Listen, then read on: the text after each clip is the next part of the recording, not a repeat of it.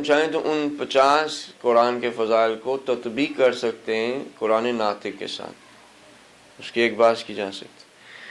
قرآن کی جتنی بھی آیات ہیں جہاں پہ یا ایھا الذین آمنو کہا گیا ہے، اور وہ یا ایھا الذین آمنو احترام اور عزت افزائی کے حوالے سے کہا گیا، تو وہاں پہ مخاطب خود امام ہے۔ جہاں پہ متقین کی آیت ہے کہ یہاں پہ کہا گیا کہ وہ لوگ جو کہ تقوی رکھتے ہیں، اس حوالے سے ان کو مخاطب کیا گیا ہے، وہاں پہ سب سے پہلے جو مخاطب ہے وہ کون ہے؟ خود امام ہے۔ لیکن لوگوں کے درمیان میں سب سے زیادہ متقی پرہیزگار کون ہوگا؟ ظاہر وہی ہوگا جو ان کا امام ہے، جو ان کا لیڈر ہے۔ اگر ان سے زیادہ کوئی متقی پرہیزگار ہے تو پھر وہ آپ کا امام ہے، کیونکہ خدا کے پاس لیڈرشپ کا معیار کیا ہے؟ تقوی ہے، پرہیزگاری ہے۔ جتنا حب دنیا ہے اتنا وہ کم کیا لیڈر ہے، اور جتنا تقوی زیادہ ہے اتنا وہ لیڈر زیادہ ہے۔ یعنی قرآن کے اندر خدا کے نزدیک یہ معیار ہے۔ ہمارے کس طرح لیڈروں کا معیار ہوتا ہے؟ کون لیڈر بن سکتا ہے؟ تقوی پرہیزگاری کوئی، بلکہ تقوی پرہیزگاری ہم ایک میکنس میں لیتے ہیں کہ جو میک بندہ ہوگا نا، جو کسی کو کہہ نہیں سکے گا کچھ، وہ ہوگا متقی پرہیزگار۔ لیکن جو بندہ کسی کو کچھ کہہ سکتا ہے، اس کو تنبیہ کر سکتا ہے، امام خود نہج البلاغہ میں کہتے ہیں میں نے خطبے بھی دیے اور میں نے لاشز سے تمہیں سیدھا کرنے کی کوشش بھی کی، کوڑوں سے بھی سیدھا کرنے کی کوشش کی، اور میں نے تمہیں خطبے بھی دیے، میں نے سب حجتیں جو تھیں تمہارے اوپر تمام کر دیں۔ اب ایک متقی پرہیزگار کی جو ہماری ڈیفینیشن، اس کے ہاتھ میں اگر آپ کوڑا دیں گے تو کیا کہیں گے؟ یہ متقی نہیں، یہ جلاد ہے، یا مثلا معاذ اللہ اس کا اپوزٹ۔ ہماری اب یہ ڈیفینیشنز بن گئی، لیکن اللہ سبحانہ وتعالیٰ کے نزدیک جو ائمہ معصومین علیہم السلام ہیں، جس طرح سے وہ لیڈرز ہیں، اس طرح کی لیڈرشپ ابھی ہمیں ایکسیپٹیبل نہیں ہے۔ اور کیونکہ ابھی ہمیں ایکسیپٹیبل نہیں ہے، اس وجہ سے جب امام آئیں گے تو ظاہر ہے کہ ان کی لیڈرشپ بھی ہمیں ایکسیپٹیبل نہیں ہوگی۔ تو یہ کیا جا سکتا ہے کہ ہم نہج البلاغہ کی طرف رجوع کریں، قرآن کے فضائل کو دیکھیں، فضائل کو دیکھ کے ان کو تطبیق کریں امام زمان صلی اللہ علیہ وسلم کے ساتھ۔ یہ بھی کیا جا سکتا ہے۔ ان تمام چیزوں کو کرنے سے پہلے جو ایک ہے وہ یہ کہ تھوڑا سا خلاصہ کر لیا جائے ہم نے ابھی تک جو باتیں کی ہیں اس کے حوالے سے، اور آپ کے بھی ذہنوں کا تھوڑا سا امتحان لے لیا جائے۔ مجھے پتہ ہے کہ ان ساری باتوں میں سے ایک یا دو باتیں بھی آپ کے ذہن میں ہوں گی، اگر آپ فشار ڈالیں گے تو ہو سکتا ہے کہ 2 سے 3 باتیں آ جائیں، لیکن اس سے زیادہ نہیں آئیں گی۔ آج کون سی ہے ماہ رمضان کی؟ خاص سے 11-12 ہو گئی ہے جی، 11-12 دن گزر گئے، 1/3 اب ماہ رمضان از گون۔ اور اس 1/3 میں میں آپ سے سوال کرتا ہوں، اپنے آپ سے بھی، 1/3 روزوں کی ایک اور جو فضیلت چلتے چلتے بیان کر دیتے ہیں، اس کے بعد خلاصہ کرتے ہیں۔ روزوں رکھنے کا ایک اور فائدہ یہ ہوتا ہے کہ انسان کا کبر ختم ہوتا ہے۔ جتنا وہ متکبر ہوتا نا، روزوں کے اندر اس کا کبر ختم ہوتا ہے۔ یہ بھی ایک روزوں کا فائدہ ہے۔ اب اگر روزوں کے سے کبر ختم ہوتا ہے تو 1/3 تو ہو گیا، تو 1/3 تو چلا جانا چاہیے، یعنی جس طرح 10-11 دن گزر گئے ہیں تو 1/3 ہوا نا، تو اس کا مطلب اگر میرے پاس 3 حصے تھے کبر کے تو اس میں 3 حصوں میں سے ایک تو ختم ہو جانا چاہیے ابھی تک، یعنی 2 باقی بچے کبر کے، وہ باقی کے ایام میں انشاءاللہ وہ بھی کیا ختم ہو جائیں گے۔ یعنی جو انسان، اب اگر میں اپنے آپ سے میں پوچھوں کہ حسن تمہارے اندر جو 3 حصے تھے کبر کے، اس میں آیا ایک حصہ ختم ہو گیا، 10-11 دن تم نے روزے رکھے؟ میرا نہیں خیال ہے، اس وجہ سے کہ میری توجہ ہی نہیں تھی اس بات کی طرف، مجھے شاید کسی نے بتایا ہی نہیں تھا کہ روزے سے کبر بھی ختم ہوتا ہے۔ آپ کو ہوتے ہیں نا جو دوائیاں آپ لیتے ہیں وائٹامنس کے اوپر فائدے لکھے ہوتے ہیں نہیں؟ جب آپ وائٹامنس اٹھاتے ہیں، جب آپ شاپ کرتے ہیں وائٹامنس کے لیے کیا کرتے ہیں؟ فوائد دیکھتے ہیں، اچھا یہ وائٹامن کیا کرتا ہے، یہ وائٹامن کیا کرتا ہے، یہ وائٹامن کیا کرتا ہے۔ یہ بھی تو ہو سکتا تھا کہ وہ فوائد نہ لکھتے، آپ کو ویسے پکڑا دیتے کھاؤ، کوئی کہہ دیتا کہ یہ کھا لو، پھر بھی آپ کھا لیتے نا،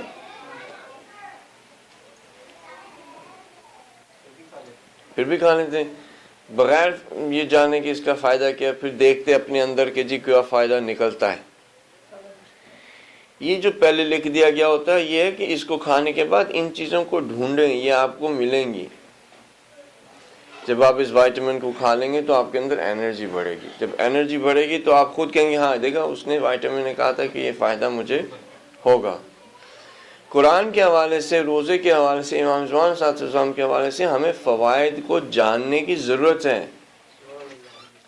اگر فوائد نہیں ہم جانیں گے تو ہم ان کو حاصل کرنا بھی نہیں چاہیں گے۔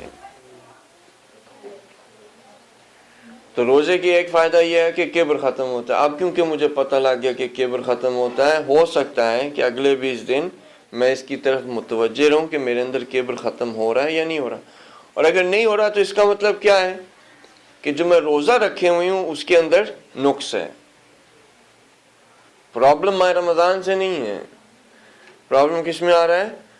وہ روزے سے جو میں نے رکھا ہوا ہے، کیونکہ اگر صحیح طرح سے روزہ ہوتا تو اس کا یہ فائدہ تھا، اگر خالص وائٹامنز ہوتے تو اس کا یہ فائدہ تھا، کیونکہ یہ فائدہ نہیں مل رہا اس کا مطلب ہے کہ پھر میرا روزہ خالص نہیں ہے، کوئی مسئلہ ہے روزے کے اندر، تو اس کو بندہ ایڈجسٹ کر لے۔ یہ جو کبر ہے جو انسان کے اندر آ جاتا ہے، یہ مین وجہ یہ بنتی ہے کہ جس وجہ سے انسان تمام کی تمام چیزوں سے دور ہوتا ہے۔ اور اللہ سبحانہ وتعالیٰ نے نماز کو، روزے کو، حج کو، ان ساری کی ساری عبادتوں کو اس لیے بنایا کہ ایک جو مین ریزن ختم کرنی ہے وہ یہ کبر۔ کیونکہ اگر عبادتیں کبر کو ختم نہیں کرتی تو پھر اس انسان اور اس شیطان جس نے اس کے سامنے اپنے سر کو نہیں جھکایا کوئی فرق نہیں رہ جاتا۔ یعنی اگر کوئی فرق رکھنا ہے، ورنہ پھر یہ اشرف المخلوقات کیسے ہو گیا، ورنہ پھر اس میں اور اس میں کیا فرق ہے؟ اس نے جو کہا اس نے بھی یہی کہا کہ جی میں اسے بہتر ہوں، کہ مجھے تم نے جو ہے وہ آگ سے بنایا ہے اور اس کو جو ہے وہ تین سے بنایا ہے، خاک سے بنایا ہے۔ ہوتا ہے انسان کی خلقت میں آب بھی ہے، پانی بھی ہے، بہت ساری چیزیں، لیکن وہ آگ بھی ہے، بالآخر ایک وہ حرارت بھی ہے ہمارے اندر 98، وہ کیا ٹیمپریچر ہوتا ہے ہمارا، کچھ لوگوں کا بڑھ جاتا ہے کچھ چیزوں میں، لیکن یہ کہ کیا ہوتا ہے ریگولر ٹیمپریچر 98.6 میرے خیال سے ریگولر ٹیمپریچر 98.6 پہ کیا ہوتا ہے، مثلا تقریباً 100 فahrenheit پہ کیا ہو جاتا ہے، پانی جو ہوتا ہے وہ ابلنے لگ جاتا ہے۔ 100 ڈگریز 100 سیلسیس 37.6 سیلسیس ہمارا ہوتا ہے۔ الحمدللہ روزہ اتنا نہیں لگا، صلوات پڑھ دینا۔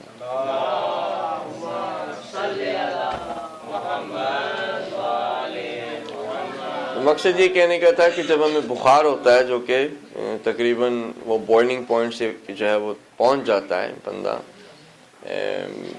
کہ اس کا جو ہے وہ یعنی اس حد تک نہیں، ظاہر ہے کہ وہ آگ نہیں اس حد تک کہ پانی کو جو ہے وہ ابال دے ورنہ پھر ہم خود ابل جاتے ہیں، لیکن انسان کے اندر حرارت ہے۔ اب وہ ساری چیزیں ایک علیحدہ بحث، لیکن شیطان نے یہ کہا کہ میں ان سے بہتر ہوں، یعنی کبر کیا۔ اب اگر انسان جس کو کہ خدا نے خلق کیا، جب ملائکہ نے کہا کہ اس کو آپ نے جو خلق کر دیا یہ زمین میں جا کے فساد کرے گا، جا کے خون خرابہ کرے گا، تو یہ جو جا کے خون خرابہ کرے گا تو کیا ہوگا، اس کو پھر آپ زمین پہ نہ لے کے جائیں، اس کو اپنا خلیفہ نہ بنائیں، ٹھیک ہے؟ کیوں؟ کیونکہ کیا کرے گا؟ خون خرابہ کرے گا۔ کس وجہ سے خون خرابہ کرے گا؟ پوری دنیا کے اندر جو فساد اور خون خرابہ ہے اس کی جڑ کیا ہے؟ اس کی جڑ یہ کبر ہے۔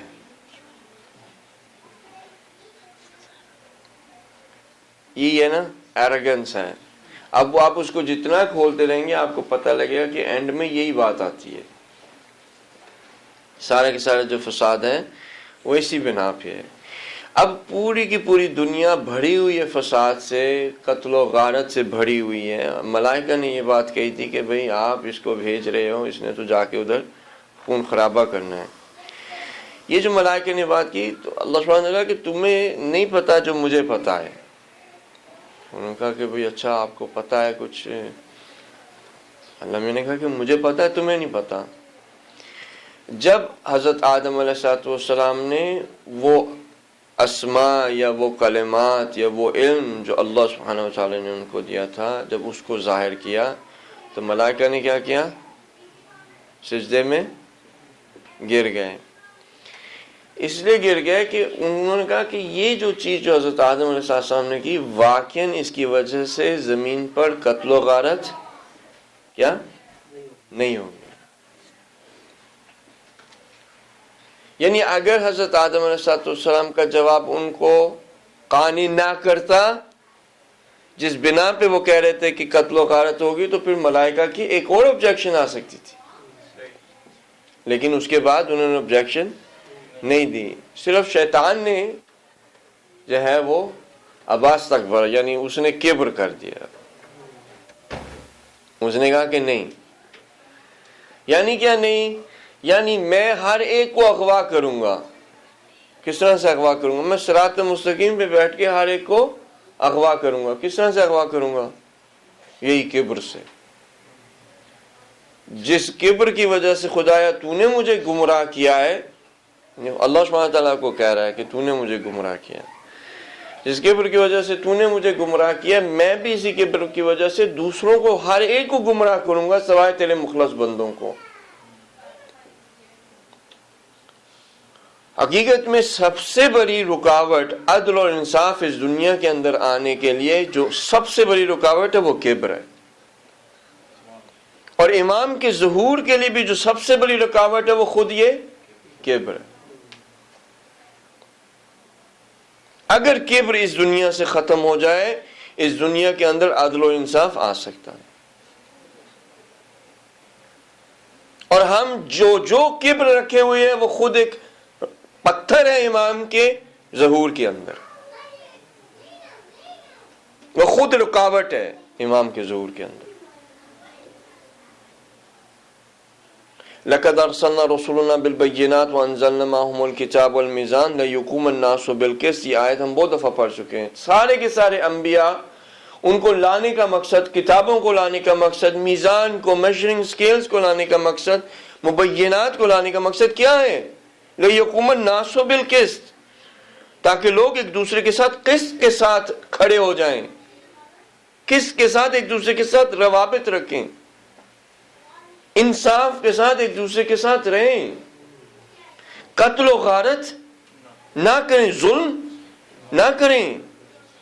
یہ کب ہوگا؟ اس ساری کی ساری یہ عبادتیں جو خدا نے ہمیں دی ہیں, اس کا مقصد یہ تھا کہ کبر کو ہمارے دلوں سے نکال دیا جائے. قرآن کا مقصد یہ تھا کہ کبر کو ہمارے دلوں سے نکال دیا جائے. نماز کا مقصد یہ تھا کہ کبر کو نکال دیا جائے. روزے کا مقصد یہ تھا کہ کبر کو, حج کا مقصد یہ تھا کبر کو نکال دیا جائے. تمام کی تمام چیزیں جو خدا نے بھیجی ہیں ان سب کا مقصد یہ تھا کہ کبر کو نکال دیا جائے. جب کبر نکل جائے گا تو پھر کیا ہوگا؟ عدل و انصاف اس دنیا پر آ جائے گا.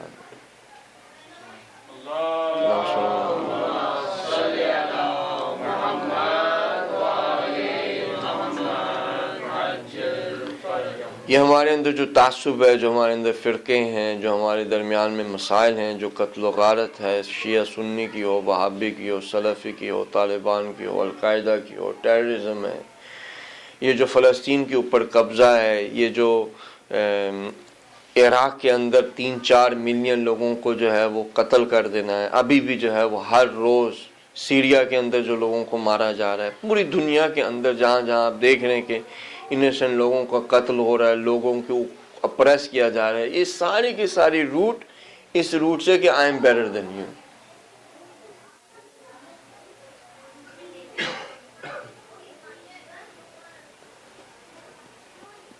یعنی ایک بندہ ہے وہ کہتا ہے کہ جی میں ہوں مثلا میں جو ہے وہ کرسچن ہوں، تو ٹھیک ہے آپ کرسچن ہیں. ایک بندہ کہتا ہے میں مسلمان ہوں، ٹھیک ہے آپ مسلمان ہیں. اگر آپ سمجھتے ہیں کہ سچ یہ ہے تو الحمدللہ بہت اچھی بات ہے. اگر آپ سمجھتے ہیں کہ کرسچینٹی جو ہے وہ سچ ہے، ٹھیک ہے الحمدللہ صحیح ہے. لکم دینکم ولی دین، تمہارے لیے تمہارا دین، میرے لیے میرا دین. کیونکہ میں مسلمان ہوں اور آپ کرسچن ہیں اس کا یہ مطلب نہیں بن جاتا کہ I am better than you. یا کرسچن یہ نہیں کہہ سکتا مسلمان سے کہ I am better than you کیونکہ میں کرسچن ہوں. آپ اگر یہ سمجھتے ہیں نا کہ یہ سچ ہے تو ٹھیک ہے، صحیح نا. اگر آپ سمجھتے ہیں کہ میں آپ کو دینی اعتبار سے جو کبر کیا جاتا ہے دین کے نام پہ، حالانکہ دین آیا کبر کو ختم کرنے کے لیے، اور دین کے نام پہ ایک دوسرے کے ساتھ کبر کیا جاتا ہے، اور ہر دین یہ کام کرتا. جوز کرسچنز کو کہہ رہے تھے کہ I am better than you, Christian Jews کو کہہ رہے تھے I am better than you. مسلمان جوز کو کہہ رہے ہیں I am better than you, Jews کہہ رہے ہیں I am better than you. مسلمان سے کہہ رہے ہیں I am better than you. جو سچ ہے جو حق ہے اگر آپ کے پاس وہ پہنچ گیا ہے اور آپ چاہتے ہیں کہ کسی دوسرے کے پاس پہنچے تو اس روش سے نہیں پہنچ سکتا کہ I am better than you.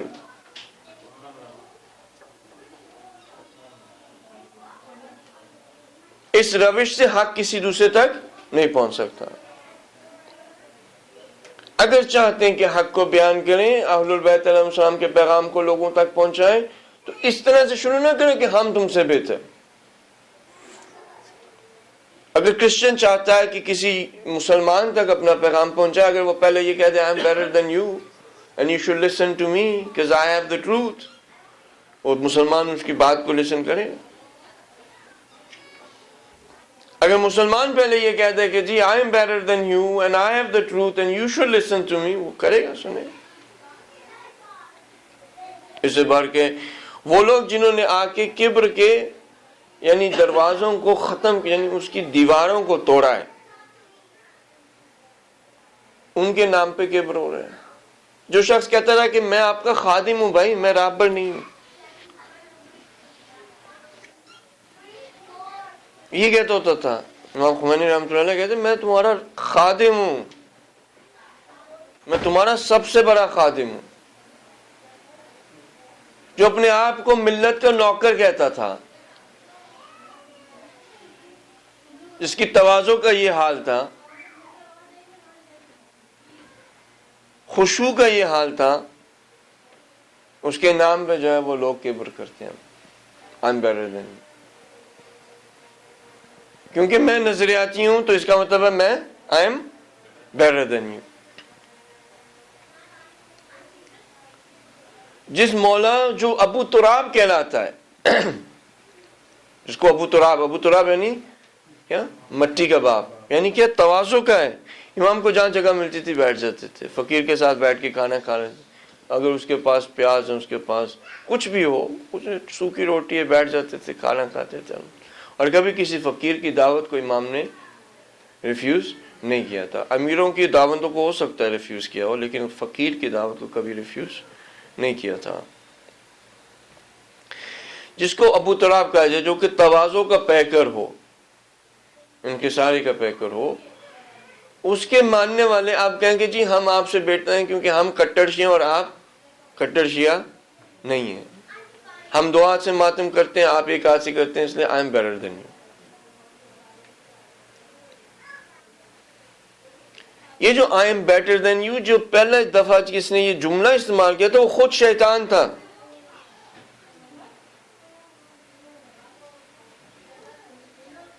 اگر آپ کے پاس سچائی ہے، اگر آپ کے پاس کوئی واقعی حقیقت میں کوئی سالڈ چیز ہے، تو آپ کے اندر تواضع ہونا چاہیے.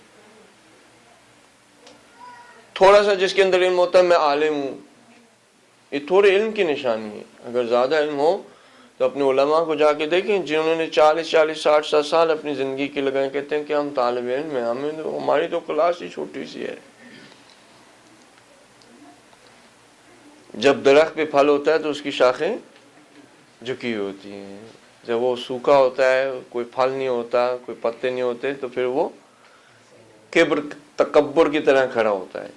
उसकी जो हालत होती है किब्र की तरह, सारी शाखें ऐसे ऊपर सर को उठा के खड़ी हुई होती हैं। जो इस दुनिया की मुसीबत है वो ये है, और जो दीन की मुसीबत है इस वक्त वो भी यही है। और दोनों, दुनिया भी खराब हो रही है इसी वजह से, और दीन भी खराब हो रहा है इसी वजह से। क्या? किब्र। इमाम को मानने वाला अगर मुतकब्बिर है तो उसे ये दुआ नुदवा जब पढ़ते हैं तो दुआ नुदवा में क्या लिखा होता है?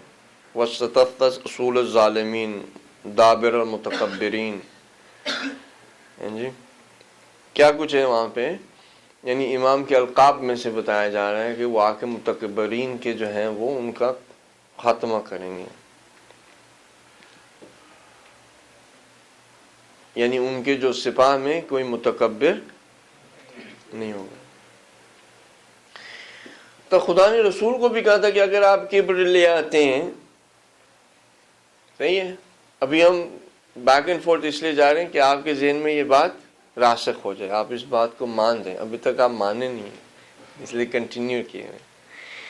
रसूल से भी कहा कि अगर, रसूल से कहा कि अगर आप जो है जब बात करते हैं तो आपकी बात आराम और प्यार से नहीं होगी, आपका अखलाक जो है वो नर्म और अच्छा नहीं होगा, तो कोई बंदा आपके पास नहीं आएगा। देखिए ना, अगर रसूल हमारे कुछ उलमा की तरह किब्र करने लगते हैं तो कोई उनके पास आता? अगर रसूल हमारे कुछ लीडरान की तरह किब्र करने लगते, उनके पास कोई आता? ये लोग जो कि अपने आबा व अजदाद के दीन को छोड़ के, यानी बेटे के सामने माँ और बाप को शहीद कर दिया जाता है, बेटे की आंखों के सामने। उनके पास कुछ भी नहीं है ना, सारा का पूरा मुआशरा उनके खिलाफ है। उनके खुद यानी अंकल्स और उनके कजन्स और उनकी खानवादा उनके खिलाफ है कि तुम मुसलमान हो गया। ये लोग रसूल के साथ इस तरह मोहब्बत करते हैं कि रसूल जब वजू कर रहे होते थे तो जो पानी गिरता था उसको जमीन पे नहीं गिरने देते थे। ये मोहब्बत ऐसी हो गई, लोगों से दूर रह के, किब्र करके, लोगों को मोहब्बत ऐसे। आप शहीद आरिफ को देख लें, हम इधर से उधर जहां जाएं, आप जिस जगह पे जाना चाहें आप देख सकते हैं। जिसने लोगों के दिलों पे हुकूमत की है, वाकयान वो शख्स तवाज़ु रखता था। उनकी जिंदगी को उठा के देख लें, कहां किब्र मिलता है उसकी शख्सियत? कहीं पे किब्र नहीं मिलता।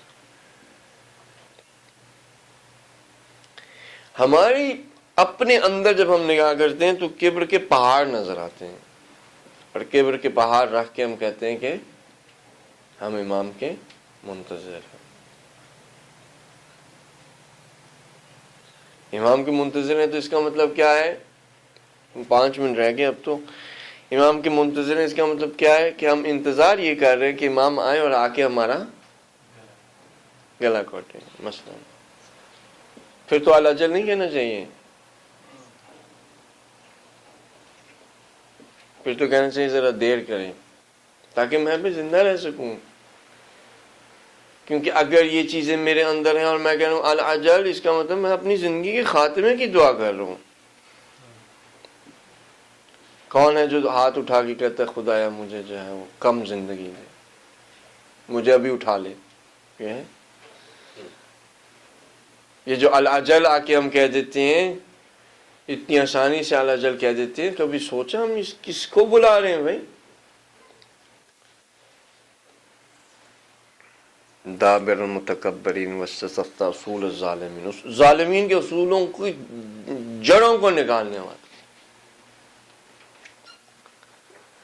तो इस बात को मान जाएं کہ جو مقصد ہے انسان کا اور جس میں وہ فلاح پا سکتا ہے، جو اس کو شیطان سے دور کر سکتی ہے، جو دین کے مقصد تک اسے پہنچا سکتا ہے، جو امام زمان کا واقعاً منتظر کسی کو بنا سکتا ہے، جو واقعاً کسی کو تقویٰ لے کر آ سکتا ہے، خدا کے نزدیک لے کے جا سکتا ہے، رسول کی سنت کے نزدیک لے کے جا سکتا ہے، ائمہ معصومین کی سیرت کے نزدیک لے کے جا سکتا ہے، وہ چیز جس کے اوپر آپ کو کام کرنی ہے وہ یہ ہے کہ کبر کو ختم کریں.